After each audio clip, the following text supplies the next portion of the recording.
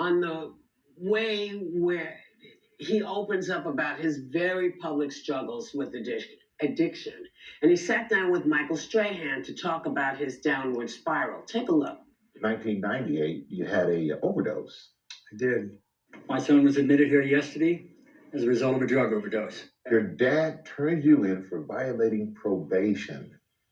What was that like? It felt like just the biggest betrayal you could possibly endure. So you didn't see it as love, you saw it as betrayal. Saw it as love eventually, but in the moment, it's like when in the book when my bodyguard comes to the bedroom door and he says, you know, the U.S. Marshals are on the way. You know, we're leaving in 5. Yeah. I mean, you know, in his condition, of course he saw it as a betrayal. Yeah. Would you think of this as a betrayal? Yes. Absolutely. No. I would. I do. Absolutely not. Well, but she does. That's okay. view. In my view, as an Italian mother, is you do not turn your children in, especially if they have a drug problem or a mental health problem. You send them to a shrink or a hospital. You don't call the police.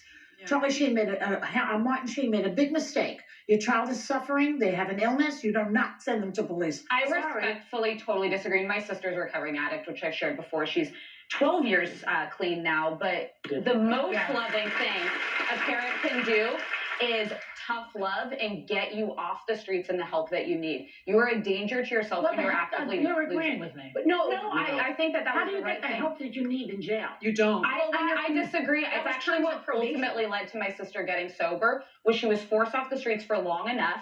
She then went into a long-term program after she got out of jail, but it's sometimes the one thing that will get people clean. When you're in addiction, you have a single fix you're looking for. You're not thinking clearly. You're not reasoning. Like he said, I eventually saw it as love. It took him time cleaning up, getting out of it to actually be able to look at it.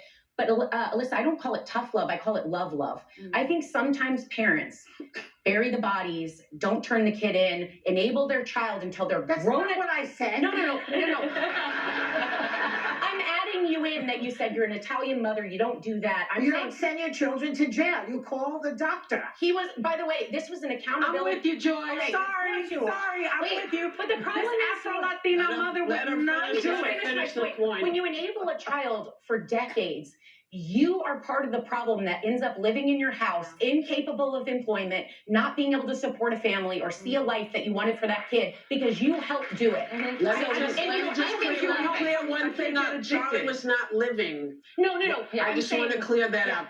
I'm saying metaphorically. living on his. Addiction is not living on something his that a own. parent gives to a child. Addiction is not something that a parent enables. I agree with you, Joy. I think someone like Martin Sheen, who has resources, there are people that don't have resources and have to call the police. But someone like Martin Sheen, who had money, who had resources, you get your kid into a hospital. I'm sorry. I'm going to shut this down right now.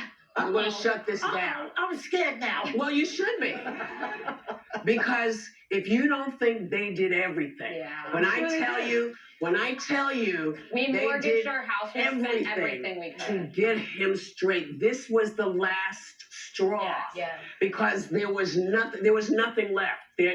And what they didn't want, and thank God it didn't happen, is they didn't want him to die on the street. So that's why that went down. But you know, every family has to handle this differently because every addiction is that's different. a fair point. Yes. Every addiction And is you different. were closer to this because you knew them. Well, I'm closer to it because having been an addict, I understand, you know, an addict's way of thinking. We can BS you like nobody's business. Yes. I'm going to get clean. I swear, I'm never going to do this again. It's never. And the next thing you know, you're in it again, and your parent or the person that loves you is like, oh my God, what am I going to do? So sometimes you don't have any other choice except because we all like to think that if we had the money, if we just had the money, we could make stuff better. Money, A lot of rich addicts. doesn't always help. And we're going to have a conversation with Emma Willis. Yes. Oh, yes. yeah. And we can talk about, and Talk it's about not, resources. Yeah. talk about resources and what you can do and what they can do. Yeah.